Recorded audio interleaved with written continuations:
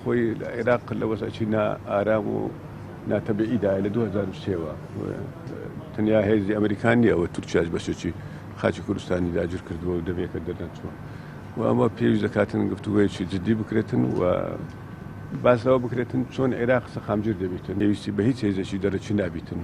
پێکەوە دەتوانین هەم بژین و هەم بەردەوام بین. ئومێدەوارین کە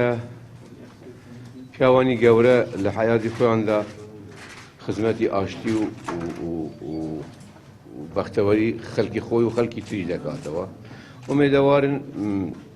لە دەستدانی ئەمانیش ببێتە مایەی هەمان جێبەجێکردنی هەمان ئارمانجەکان. تەمەنا ئەکەین و هەوڵیش دەدەین کە عێراق نەبێتەوە مەیدانی تۆپانێ تیپەکانی هەرێمی و جیهانی،